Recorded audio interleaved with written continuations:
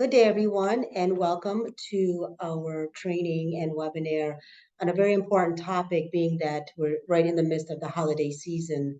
My name is Shami Carr. I'm an advocate here at the Disability Rights Center. We are pleased to host this event. We have great two guest speakers who will be joining us.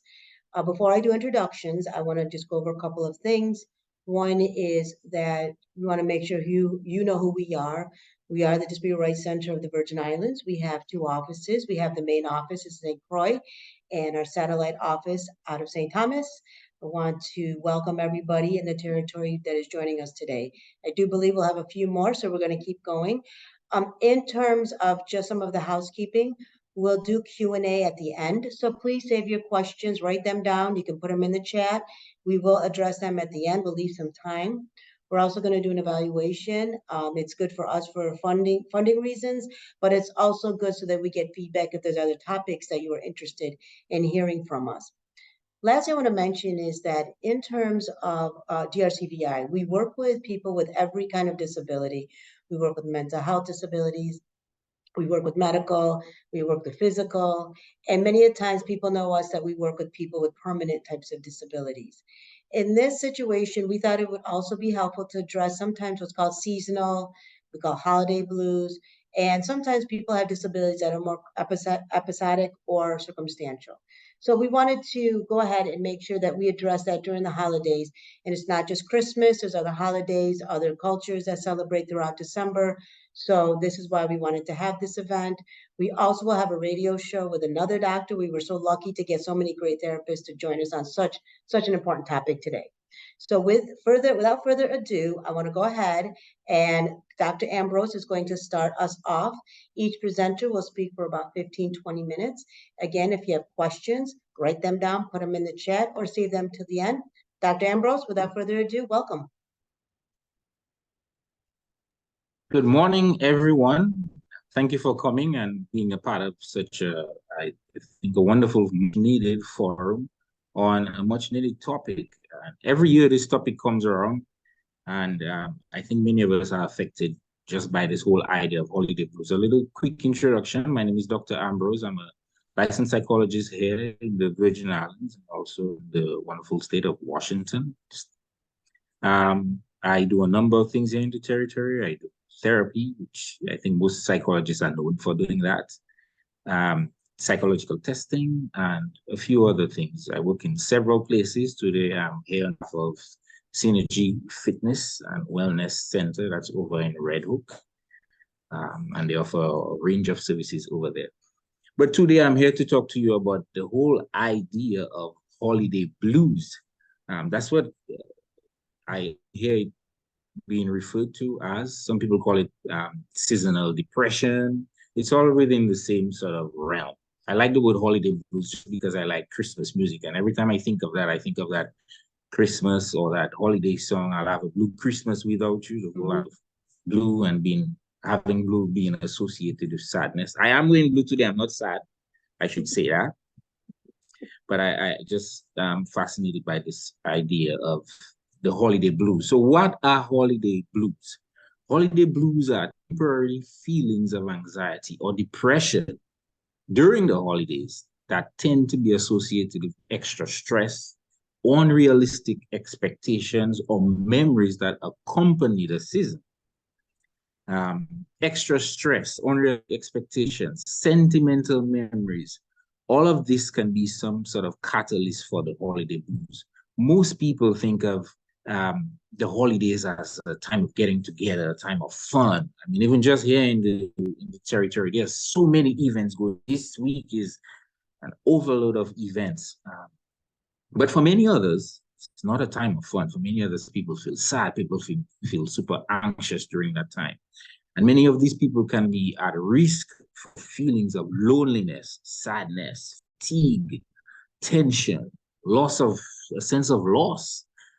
Many people, every time they think of the holidays, they think of a loved one or significant other who might have passed or gone on. So that tends to evoke a lot of negative, unwelcomed emotions for many people.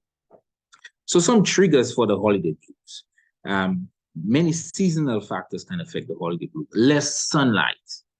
It gets darker faster. Like I said, I lived in Washington State, Seattle, and it was almost dark all the time. I woke up, it was dark. I went to bed, it was dark. I worked, it was dark.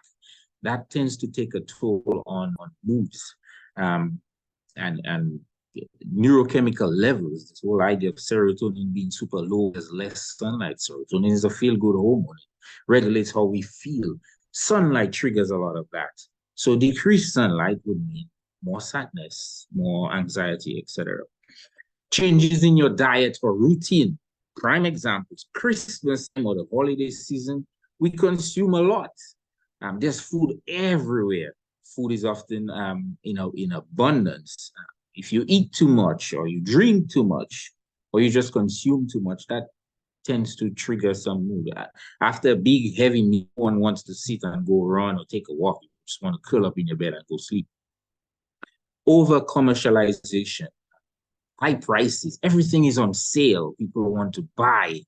Miracle on Main Street is coming up on Friday, one of my biggest events. I'm already thinking of the amount of money I might try to spend. Many people, they get anxious about things like that.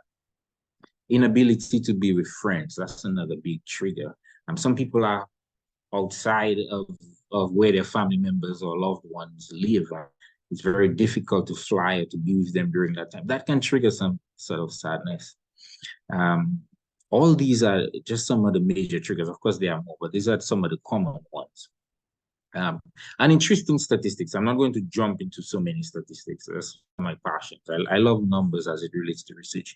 But an interesting one, it says that 64% of people say that they are affected by holiday blues. This, I know it's a sort of dated. It's about 5-7 years ago. I think 2015, a study came out from NAIMI, the National Alliance on Mental Illness. And it says 64% of people are affected by holiday blues, and about 24% say that the holidays affect them a lot. Although they may not be depressed, 24% says that the holidays affect them a lot. So some common symptoms of holiday blues. Fatigue, I mentioned some of them. I'll just review some common ones. Fatigue, loneliness, isolation, tension, sadness, frustration, again, a sense of loss. These are quite common symptoms that we see. But hope is not all lost. There are some tips that I want to offer today on holiday blues. And I know Dr. Hamilton has some other interesting information that she'll present on holiday blues and all that. But some tips that I wanted to offer and leave people with, because that's essentially the whole idea of the forum. Number one, and this comes from a variety of sources that I sort of pulled through that I've shown to work, they're effective. Stick to normal routines as much as possible. We know that the holidays are a time of great change and everything is happening everywhere. But if we can stick to the normal routines that we tend to find ourselves, it sort of helps. Expectation is a big buffer for sadness. If we know what to expect, it helps to prepare us so we can sort of mitigate the negative effects of the unwelcome emotions that I spoke of earlier. One is a big one, enough sleep. Sleep. In the Caribbean, thankfully, lights go off at a certain time. But during the holiday season, I mean, lights are outside, lights are inside. It's all bright. We all know that light tends to affect sleep regulation, especially the phone light just before we go to bed. That's for another day. I won't talk about that today. But regulation of sleep is a big thing. It's recommended for adults. There's always sleep studies going on. One that is recommended most recently that I saw is anywhere between 6 to 8. Beyond the 8 tends to be a little tricky, a little too much sleep. For adults, I mean, 6 to 8. Some people survive on 6 and it works for them, but get enough sleep. The other one, take time for yourself. Don't isolate yourself. Spend time with supportive, caring people as much as you can. Again, for some people, they're so sad. All they want to do is curl up in a bed or lie down on a couch and binge watch shows on the blanket. That is what brings them comfort.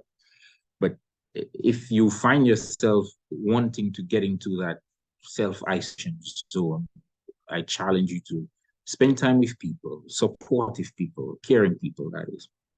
Another tip, eat and drink in moderation. It's a time to be merry. People overconsume stuff. It says, drink alcohol if you are feeling down. Alcohol is a depressant. It weighs down on our central nervous system. For some reason, I think we think of it that it breaks barriers, it helps us to feel better, but on a more biological level, it works opposite from the way we think. But don't drink if you're already feeling down. Next tip, get exercise, even if it's only taking a short walk. Get exercise, walking, running, and aerobic stuff is always good. But if you can't find the time to do that because so many people are pulling on your strings during the Christmas or the holiday season, walk around, take a short pace around the office if you have to. Walk around the building. Next one, make a to-do list. Keep things simple. We live, fortunately, in an age where cell phones, iPads, or the tablets are at our disposal. Use them, use the calendars, make a list. I know sometimes I go to the grocery store and I still see the paper and pencil and people write stuff. That works. But having an electronic list, you can take your feet anywhere. Plan for stuff. Try to do a daily list. There's calendars, there's countless flyers going around. Choose the ones that you want to attend to. List them in your to-do list, and it helps to stay organized. Next tip. Set reasonable expectation and goals for holiday activities such as shopping, sending holiday cards if people still do that. Set a budget and don't overextend yourself financially. One of the biggest stresses is financial stress during the holidays. People don't have, not everyone has money to afford the things that they want. That can bring stress, or to afford the things that their loved ones, their kids would want. We all know kids jump at the idea of brand new, fancy, shiny toys. Every year, a new version of some device comes out, and we want to stay in tune with that. Don't overextend yourself if you can't. Live within your means. It will bring less stress. A few more tips before I close. Listen to music or find other ways to relax. I'm a proponent of music. My second passion outside of psychology and outside of food. Food is one of my third passion. My second passion is music. I love live music. Played in live bands before. Music tends to bring some level of calm and comfort to many people. And during the holidays, we're surrounded by music. Everybody is playing some sort of holiday music in the background. You don't have to play holiday music if you're not into it. Some people say it brings more sadness, but play whatever music that uplifts you. Turn to it, it helps. Remember that the holiday season does not automatically banish reasons for feeling sad or lonely. There's room for these feelings to be present. In psychology, we teach people to sit with emotions. We can't expel anxiety, can't expel depression. Maybe lifetimes beyond that, maybe we could solve that. But some of these feelings, they exist for a reason. They let us know that something is not working quite right. Anxiety is a surviving mechanism. When it becomes overwhelming, that's a problem. Sadness helps us to know that something is not working right in our own system. So sometimes sitting with these emotions can be quite helpful. You don't always have to express it. I know people always come and they say, hey, you don't look too good, Name. You can say, I'm not too well, but I don't really want to discuss this right now. And you're entitled to feel that way. But learning to see the emotions for what they are, sitting with them a little bit can be helpful. Letting go of the past is another big. Don't be disappointed if your holidays are not like what they used to be. People often say, oh, back in the day, the holidays were so great when I was a child. I used to go to my grandmother for ham and cake and sorry, and right now it's soft drink and fast food. And you can reminisce on this, but we have to be in tune that, times change. And while it's good to reminisce, it's not always good to ruminate. There's a difference between the two. So don't be too disappointed if it's not like how it used to be before. Look forward to the future. Look forward to change. Embrace it. Tends to be good. Last tip. I'll pass the floor over to Dr. Hamilton. Do something for someone else. It is an old remedy, but it can help. Try volunteering time. Try performing random acts of kindness, if in any way possible. Helping your neighbor to do something. Often we can feel better when we help others feel better. It's ancient philosophy, but I subscribe to it quite daily. But this is all I have for you on that topic for today. I'll pass the floor over to Dr. Hamilton, and I know we'll be around for questions at the end. So thank you for listening.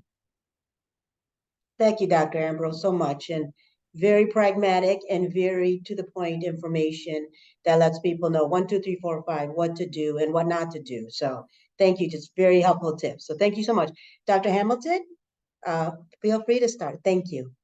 Thank you so much. And thank you, Dr. Ambrose, for all that very useful and relevant information with respect to holiday blues and how we can cope with them and combat them. So I'm going to talk about just a few things today, and there may be some tips embedded in here, but I wanted to start with looking at how we can distinguish between holiday blues and depression. So we know that around the holiday time, some people may experience, as Dr. Ambrose said, increased sadness and loneliness, and they may start to miss people that they've lost, or recognize that their social support network is not as full as could be rewarding to them. And so they may start to feel some more sadness. Now, this is a bit different than someone who is experiencing depression, where depression may be more pervasive, meaning it may be more entrenched in your life.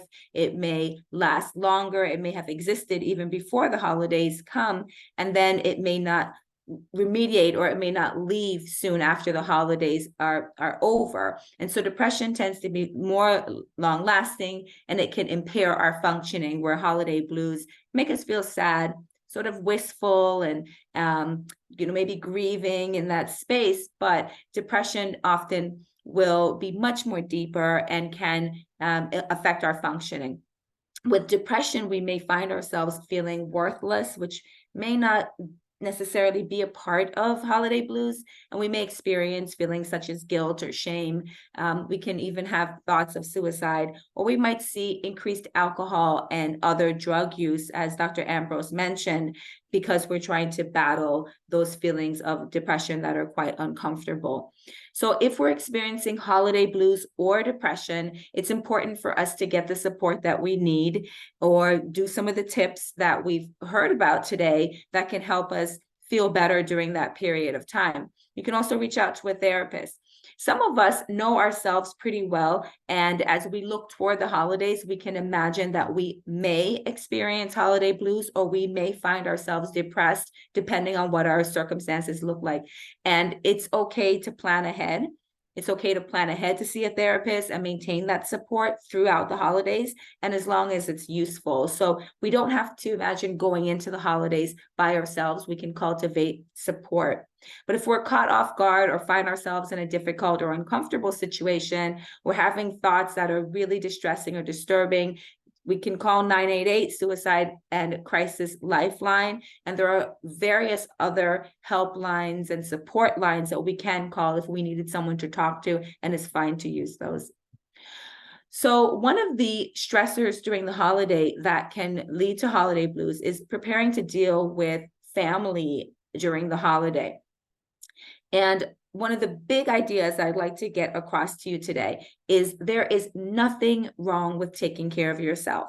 And this is in absolutely any context that you can imagine. It is so important for us to take care of ourselves, even in the context of the holidays, and in the context of having to deal with our family, who we love and care for very much, and can be challenging at some times.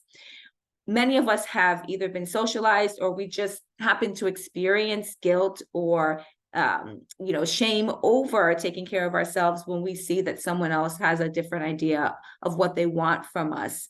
Or sometimes we might feel manipulated into feeling that guilt when we have to say no. But boundaries are very important in terms of maintaining our mental health during the holiday season, even if that means that a decision to take care of ourselves means that we're disappointing somebody else.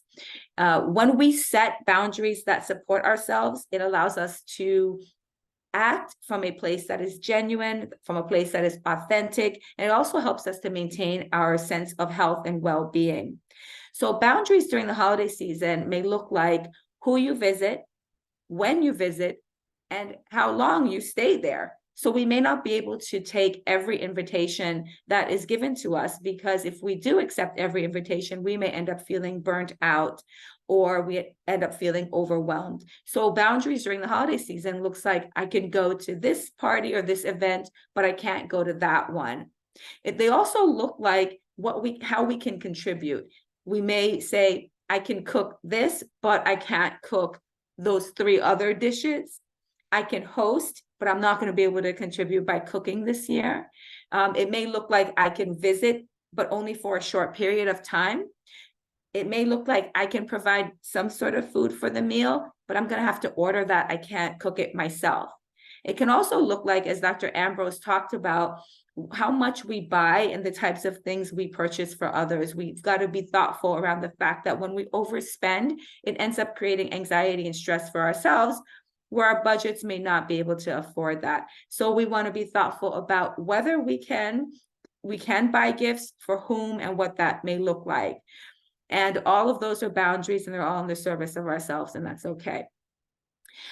With family and also with friends, it may also look like not bringing up the most difficult subjects.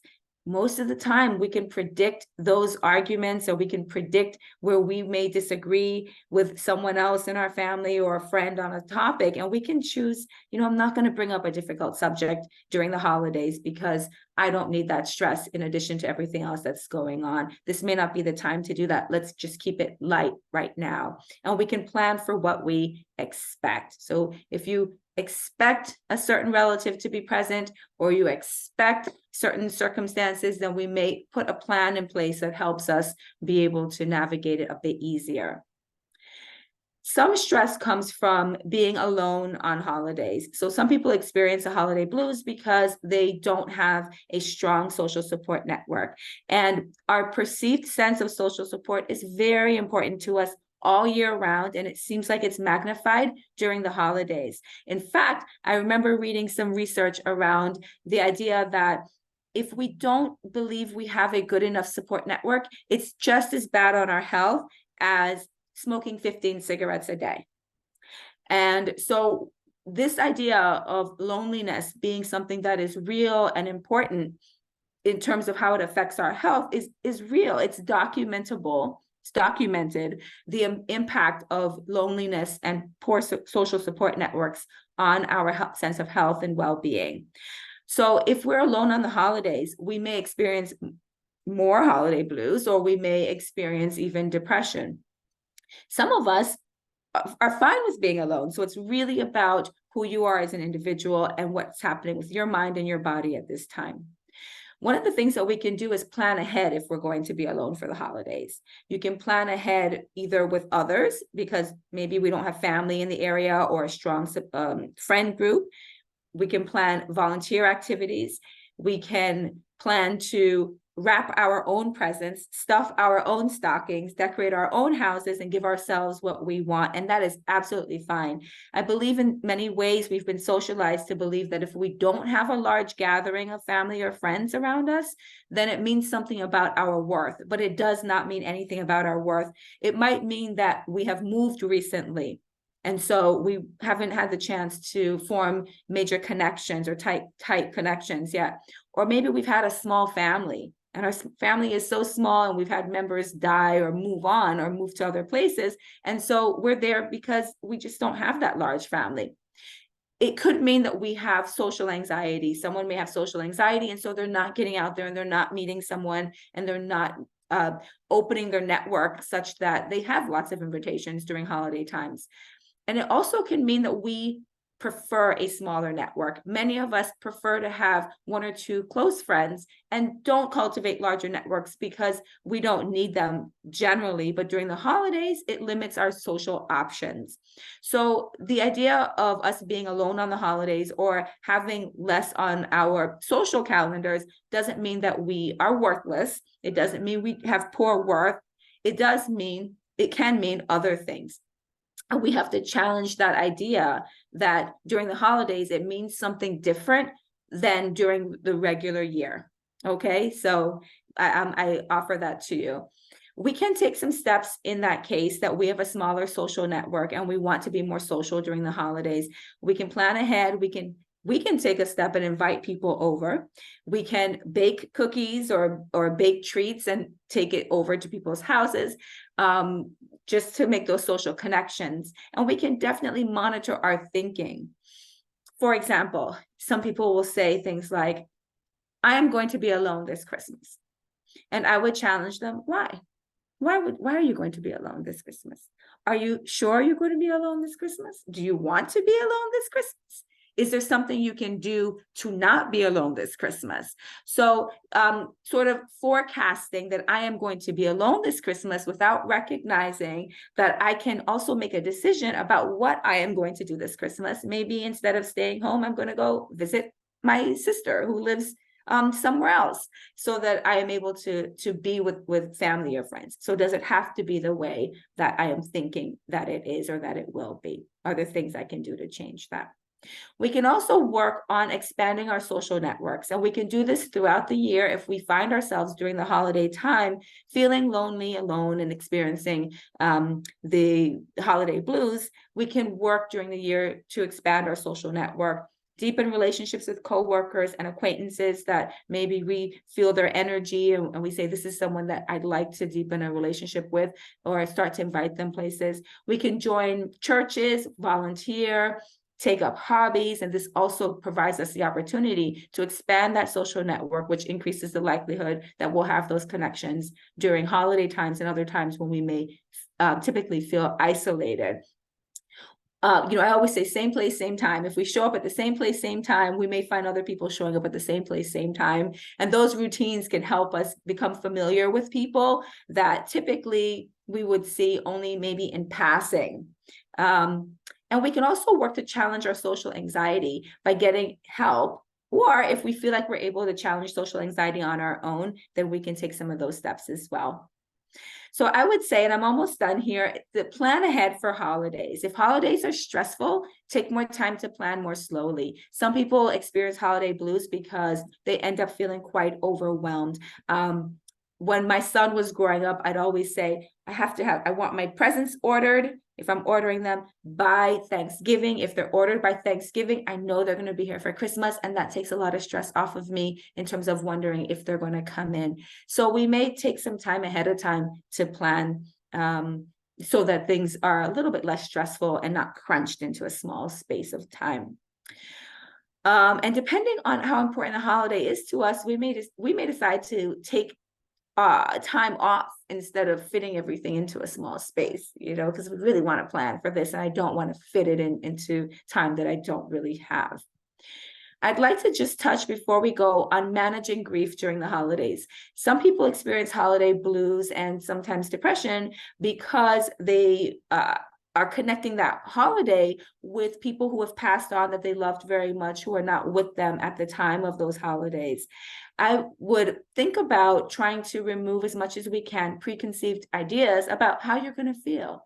I know that day is going to be very hard for me. That's going to be a very sad day. So a lot of times we can forecast how we're going to feel instead of being open to whatever the experience might be, or even creating a new experience for ourselves on that day. So how do I want to feel on that day? I know this is typically hard for me. Is there something that I can do during this day that might make it a little bit different and that might change the meaning for it of it in some ways? So that there's nothing to say that we should feel sad. We may feel sad or we may not feel sad. Not feeling sad does not mean you did not love that person.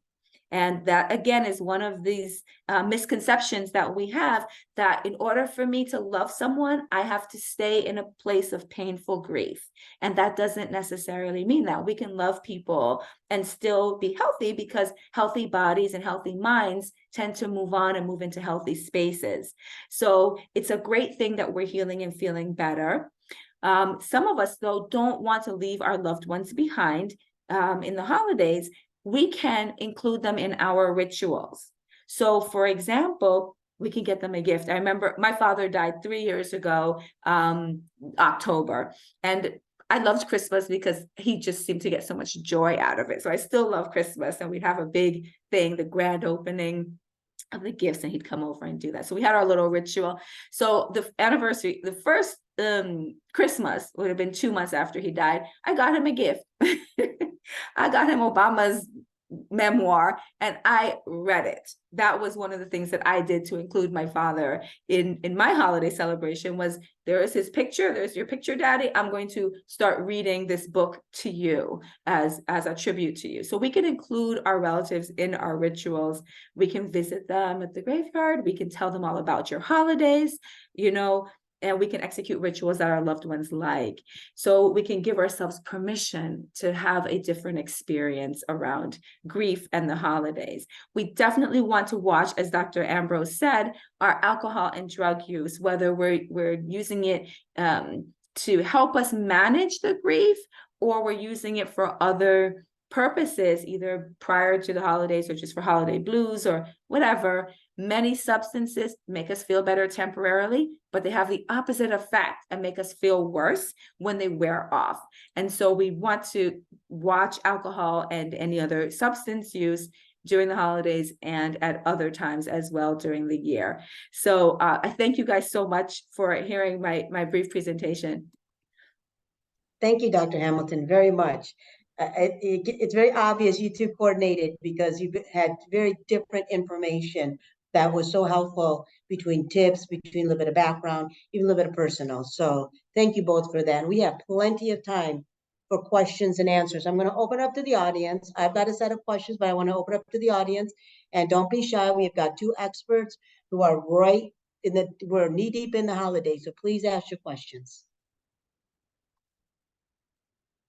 And Shami, let me just mention, if you have a question, please raise your hand and your mic will be open so you will be able to communicate.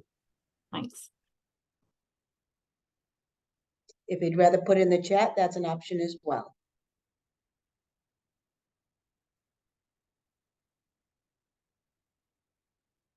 It's always one of two things. One, you guys did such a good job, there's no more questions. Or people are just shy. So I'm going to go in the middle. Okay. So when you have a question, please just raise your hand and I will finish my question to jump into one of the audience member questions. Sorry, Shami. Go ahead. Shami, just before you start, we do have a question. Okay, great. It says, Dr. Hamilton mentioned managing grief with loss of a loved one during the holidays. How do you manage grief when there is a loss of relationship or family structure? Thank you so much for the question, because that's definitely something that we have to mourn as well, not just loss of people through death, but we can lose people through changes in relationships. And that can be just as difficult, because that person is there walking around, but we don't have access to them in the same way. And in some cases, we're not allowed to resolve that issue through talking with them and sorting it out. And so that can be a challenge as well. What I would say is allow ourselves to mourn that, allow ourselves to recognize that this was an important relationship to us, and that relationship has changed, and that change hurts, and that change feels different, and that change may mean something to us, meaning I may have to conduct my life a little bit differently than I did before when that person was part of my life in that way. So it's definitely a loss, and we can accept and acknowledge our feelings in response to that as being a loss, because it's a real loss. And around the holidays, I would go into, without this person here, what do I want my holiday to look like? And as much as I can, what do I want my holiday to feel like? This person's not here. This is what they contributed to my holiday. What type of holiday can I have in there without them being here, in their absence? Are there rituals and things that I'd like to do for myself that they used to do for me?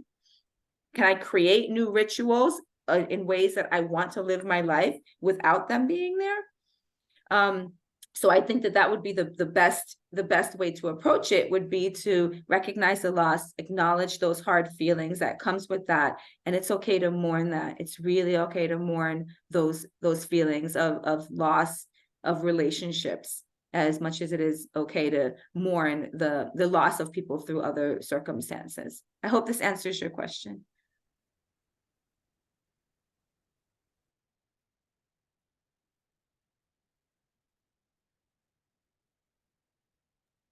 Okay, like you said, Dr. Hamilton, hopefully that answers the question, because I think that's probably one of the top three, I would even say top two, of holiday depression. When we think of some of the triggers, is definitely a loss. And not, like you said, I'm glad you brought up, it's not just a loss through death, but there's been a lot of estrangement that's been going on in many, the past few years.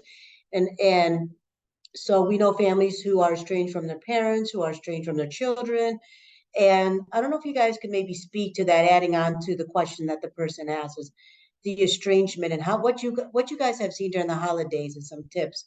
In addition to, like you said, Dr. Hamilton, acknowledging it, grieving about it, and then trying to maybe create some new experiences. I will just briefly jump in, and Dr. Ambrose, of course, I invite you into this. Estrangement is extraordinarily difficult. It is hard on our minds. It is hard to reconcile, especially when the people who we're estranged from are our family of origin. So that would be like our mothers, our fathers, our sisters and brothers. Estrangements from people who are natural biological relatives to us can be extraordinarily hard, especially if we feel like we're not given the opportunity to resolve those issues and with them, right? So ultimately we want to resolve it with them. Ideally, we want to maintain that connection or reestablish that connection, and they may give us an opportunity to do that, or they may not. We may feel able to take some steps that may lead to some sort of resolution and reconnection, or we may not feel able to do that. And if we do feel able, they may not feel able to receive us when we reach out, or they may feel like, yes, I can do it. I can reach out to you. We also have the issue around skills. Sometimes we just don't have the skills, or our family members just don't have the skills to have a conversation that allows us to lead to that resolution in the way that we'd want to have it resolved. And in that case, depending on how challenged we are, in this case, how challenged we are around the estrangement, I would recommend we do therapy about it, because it could be challenging depending on the dynamics. And Dr. Ambrose, can I invite you to talk on these topics? Yeah, sure. The last part you said is the part I was actually thinking of, the therapy piece. I mean, we're both psychologists. I'm a big advocate for therapy. If we try things and it's just not working, everything we try, connecting to the people who we are estranged from, or those of us who go to church, or those of us who rely on music, and it's just not working, therapy, seeking help from a professional can help to cope with that. Also, learning to I think Dr. Hamilton alluded to that as well, being okay with just knowing it's never going to be repaired. We may have the desire, but the person may not.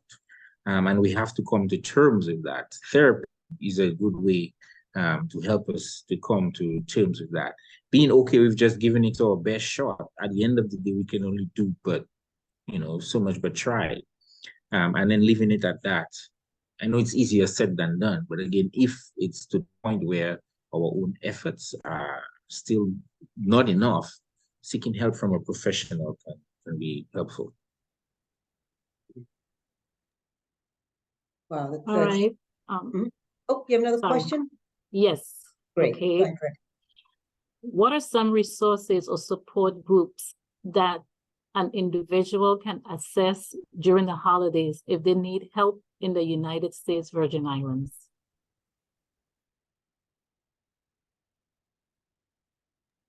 I will say, go ahead, Dr. Ambrose. In the Virgin, well, I mean, I have to be real. I wish there were tons of resources. I think We can do a lot more in the territory for support during times like that. There are many different individual therapies that offer that. As it relates to group, I wish I could name a specific group to point in the direction for that. Unfortunately, I do not have any groups that offer support. But individual therapy, there are places that offer family therapy as well. You can do that. There's online things that are going on. I don't know if it's specific to the Virgin Islands, but within the continental US, there are online groups that you can register for. I'm sure that there are a number of governmental entities that may be doing stuff, but I can't, off the top of my head, name a particular group specific for what you mentioned. That's such an excellent question, because just as you're saying, Dr. Ambrose, it also shows where we may need to shore up what the offerings are here in the territory. And especially around the holidays. I know we're talking about this in this context. I know that there are some agencies that do different groups during the year. Whether there's a set of groups that occur around the holidays, I don't know of that. And I would agree with you with respect to different agencies. I know AARP does like caregiver support groups, and I know that there are other agencies that hold different forms of mental health support groups in general. Being a part of a support group during the year may help us around the holiday time as well, because that support group may be specific to whatever the issues is that we're trying to manage, and then we have that ongoing support through the holiday or up to it, and hopefully starting again after the holidays. So some of that content may lead into how do we cope during the holidays as well. So I definitely recommend reaching out to some of the mental health agencies and seeing what support groups do they offer in general. Don't know of any specific that occur around the holidays here in the territory. The major support group that I think that's most visible to all of us are things like the Alcoholics Anonymous, Narcotics Anonymous, and the Al-Anon and those types of groups, because they are so well distributed across the United States, and you can also access them online. So I think that's probably part of what COVID brought us, was just this great access to those types of support groups. And there may be others that are offered online as well. I mean, I've known people who've gone to them, ones that were very specific to them in terms of their own demographics, and went to multiple meetings very easily because they were able to go on their phone, and they were able to maintain more anonymity because they were national groups as opposed to just local groups. So I would look up those national groups if those are some of the issues, see what other national groups are out there, call local agencies. And I know that Human Services has, I think they have I know they have the caregiver support program. I don't know if they do a support group, but I know AARP has that type of support group. So that's what I can offer. Thanks. And it looks like that Miss Stewart had put in also the Family Resource Center as another support. And I think it's a good prompt for the next question, is about domestic violence in the holidays. A lot of people deal with PTSD, and some people are, they know how to support that, and they know how to self-advocate for that. Other people could have triggers that are hidden. And so I just wanted to talk a little bit about, kind of in a nutshell, PTSD, especially if it's related to a holiday. Maybe something happened during the holiday. There was, a car accident, or God forbid, a fire, something that just happened to revolve around the holiday season. And so I guess we'll ask that question first before the other one is, and I'm sure it's kind of a needle in the haystack, but I'm sure there's someone out there who might have experienced something like that.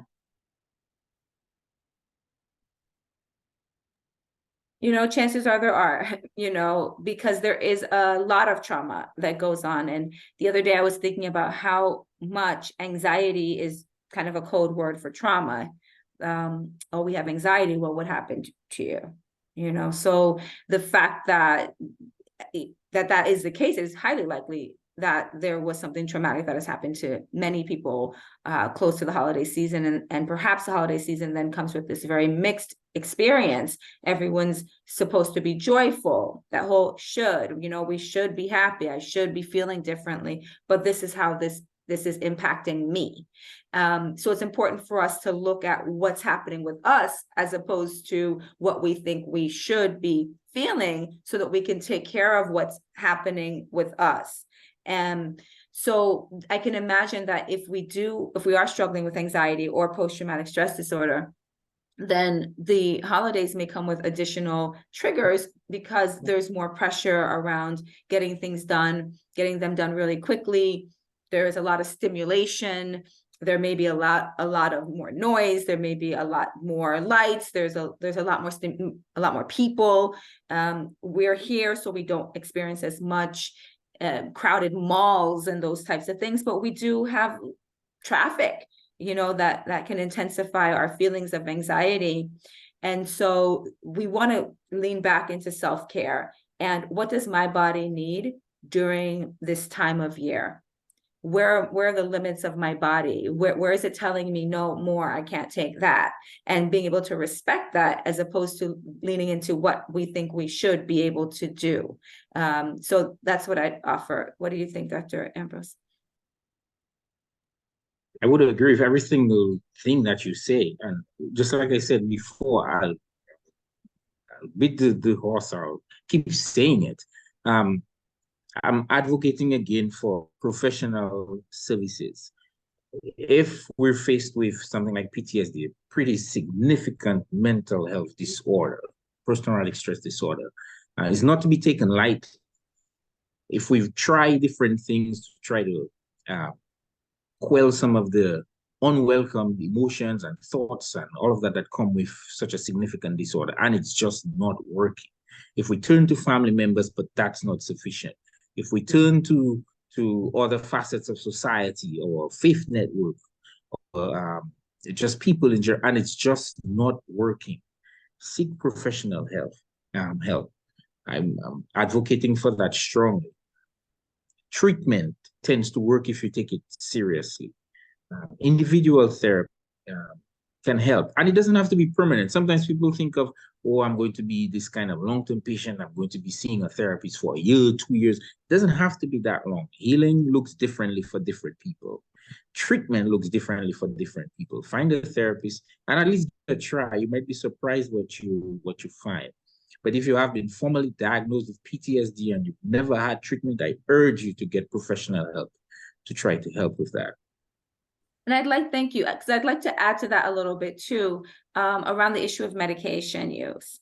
And I'll tell you, my philosophy is that if medication will help, then I recommend we use what will help, that we don't have to suffer if there are remedies and things that can be helpful for us to live lives that feel healthier, that are healthier, and that are more balanced, and that we have a better quality of life. And if it takes the use of medication to do so, then consider that, because your life is worth it, and you're worth living a life, or we're all worth living a life that that has the best quality that it can to have to it. And so, I'm never of the mindset that we need to dismiss things or dismiss potential interventions outright if they're going to be helpful for us and help us live healthier, more adaptive, and more quality lives. So I think some people have categorically feel like, oh, I don't want to use medication, but then they have lives that are filled with suffering and disorganization that maybe the medication would have helped with. So I would encourage people that if it's recommended by their medical professional, that it be something that they consider. We can always decide that didn't work for me. I don't think I'm going to do it, but at least we tried. I think we have to give such a big push about mental health in our community, because we know that there's so many stereotypes, there's so many myths, there's so much discrimination. When we, even talk about temporarily having depression, anxiety, or temporarily going for counseling. And so again, I just want to echo, as a disability rights advocate, that going to mental health services does not make you a weak person. It actually makes you a stronger person, in my opinion. Taking care of yourself is the greatest thing you can do for yourself and for others. So I just want to put the kind of the icing on that cake, because I don't think we hear it enough that people of color, Black, brown, there's definitely a stigma about getting mental health services. We're in the Virgin Islands where the majority of us are of color. We do not need to be shameful. And I think Dr. Hamilton's point is if you want more anonymity, certainly you can seek out outside of VI, but at least get the support. I will mention that Disability Rights Center on our website, which is www.drcvi.org, we have a mental health directory, kind of a small one, but we do have one under our resources that you can check out. We are updating it as we speak. So anybody in the audience has some new resources, including our presenters, please let us know. That's a resource that's available to you. Also want to mention the Independent Living Center. They work with all disabilities, including mental health, and they may have some tips and ideas and some supports and or some support groups that are going on as well. And Dr. Ambrose mentioned NAMI, National Association for Mental Illness. We have a chapter down here. So if anybody would like resources or to get connected with them, give us a call and we would be happy to make sure that you have that support, whether it's just the holidays or throughout the year. So I just wanted to kind of wrap up with some of the resources that's available in addition to both of the therapists who have mentioned their own resources. And we're getting a little bit close to time. So I want to give our audience any last question. Kishma, do we have any last questions? Not questions, but we have two comments in here. Okay. One, it says, during the holidays, domestic violence cases rises. Yeah. And the other one was, thank you, Dr. Ambrose and Dr. Hamilton, for your tips on managing holiday blues. Very good. And I think if each therapist could literally take maybe 30 seconds to 1 minute, if you could just address a domestic violence, you know, it's a very serious situation. People don't realize that a third of people who leave domestic violence don't leave. They actually get killed. So it's a very serious topic. So again, maybe just a minute or so, if you could address what your experience has been and how you've helped people. Well, for me, I've had, even today in my therapy work, I've been able to work with victims or people who've had experience on that end of domestic violence, but equally had the experience of working with people who perpetrate such violence among others. And the person who made the comment, that's right, it increases during the holiday season. Rely on the sources that we have, the limited sources though they may be, and Family Resource Center is another source for that, and maybe the leading resource here in the territory for victims of domestic violence. And I wish we could do more for the people who perpetrate abuse. Maybe we can brainstorm and do some groups for that, because oftentimes we think of those who are on the receiving end, but those who perpetrate the abuse, I think treatment is much needed in that area. So it's an area near and dear to my heart. This is such a challenging subject because it is fraught with so much hidden, so much secrecy and so much shame and so many complex emotions that occur in people who are the victims of domestic violence, and the stigma against being a victim and not leaving, and right. I would never let this happen to me, and all the other things that people have to wrestle with as victims of domestic violence. So it's a very, very challenging topic.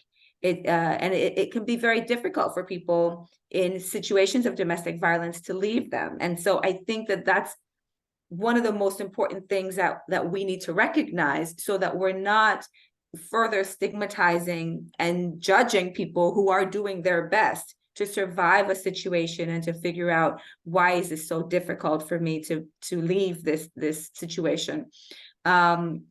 So yeah, I agree with Dr. Ambrose and what he was saying as well. And for us here on St. Croix, of course, we have the Women's Coalition who can be helpful. People try, I think it's like 7 times before they're able to leave. And I don't want to misquote the research, but I know it's many, many, many times that people try to leave relationships that are unhealthy like this before they are able to get out. And as you said, Ms. Carr, that some people don't get out of these relationships, no matter how dangerous they know that they are. It's extraordinarily difficult. So I would just encourage us to make sure that we recognize this for the complex situation that it is, and not treat it so simplistically as, why don't they just leave? And to Dr. Ambrose's point, why don't they just stop? The perpetrator, why don't you just stop doing that? Just leave also, right? If a situation rises to that point, then just leave. So we know that it's just much more a complex situation than it can appear to be on the outside. I would definitely get help, I just pray for everyone who's in such a situation, knowing how difficult it is to leave those and navigate those types of situations. Yeah, I agree, Dr. Hamilton. I think all our hearts go out for those people who are in vulnerable situations, because the holidays just absolutely exacerbates whatever you're dealing with, and it's usually not to the positive. If you're lonely, you're more lonely. And so again, this is why we wanted to do a presentation with two experts talking about this specifically, because not only are you licensed and actual therapists, but you're here in the Virgin Islands, and we've got one in St. Croix, one in St. Thomas, and I'm sure you both work territory-wide, but just the point that that in the Virgin Islands, there are therapists who actually, are peer-to-peer in the sense of Virgin Islanders. They're also people of color. Sometimes that makes a difference. You got a female, maybe you want a male. All those specifics in terms of getting the support, it is available here, even though it's a little bit limited. So you can give us a call again at DRCVI if you want to talk a little bit more specifically about your situation or someone you love that might need some support. We do information referral. We'd be more than happy to provide anything we can during the holidays and throughout the year, of course. So with that, I'm going to give Dr. Ambrose and Dr. Hamilton a 30-second plug to give your best advice before we close out for today. You want to go? Go ahead, Dr. Ambrose. Oh, well, thank you everyone for coming today to this, I think, much needed discussion. I hope we can host more. That is not a one-time event, because people feel sad and anxious and all the other unwelcome stuff throughout the year. And I hope we can do more. I'm a big proponent for education and information disposal of mental illness and mental health in general.